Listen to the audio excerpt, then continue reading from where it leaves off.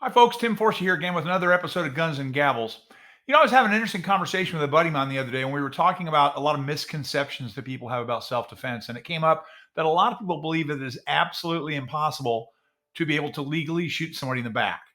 And that is absolutely not true. That is goes back to the old West. Well, that guy's a back shooter, says Gary Cooper, that sort of thing. Well, generally speaking, I don't think you necessarily want to try to shoot somebody in the back, but it is never where you shoot someone. It's always going to be why you shoot someone. There's nothing off limits about shooting somebody in the back. There's nothing off limits about shooting somebody in the back of the head, provided failing to do so can cause somebody to die. In other words, if there's an imminent loss of a human life, that is going to happen if you don't stop this confrontation, then you're justified in using lethal force to defend yourself or a third party.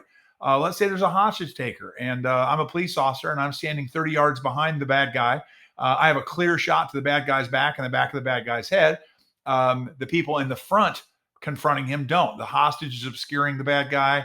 Maybe there's a school right behind the bad guy where I'm standing. So the only logical possible shot to stop this horrible tragedy from happening is to shoot the bad guy in the back of the head. I know some lawyer just told you that execution's okay. No, I'm not saying execution's okay.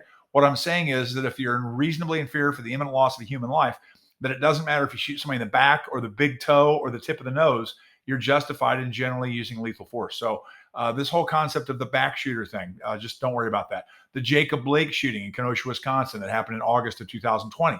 The police officer shot Jacob Blake in the back and, of course, was roundly criticized and declared to be a racist for so doing.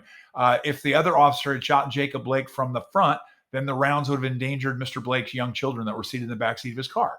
The officer that it was quartering from the rear had a clear shot of Mr. Blake, and the only thing beyond Mr. Blake was the engine block of the vehicle on an empty street. So clearly the only logical thing was for the officer that was quartering from the rear to shoot him in the back. Horrible loss. I'm sorry that it happened. Nobody wanted that to happen. I guess Mr. Blake next time before the 11th time that he's told to drop his knife, he should probably drop his knife. So, and that's a very crass way to talk about this, but it's also appropriate. It's just simply the fact. I'm sorry that happened, but it wasn't the officer's fault that it happened. So anyway, so much for the updates on back shooting. If you like what you hear on this channel, go ahead and like or subscribe.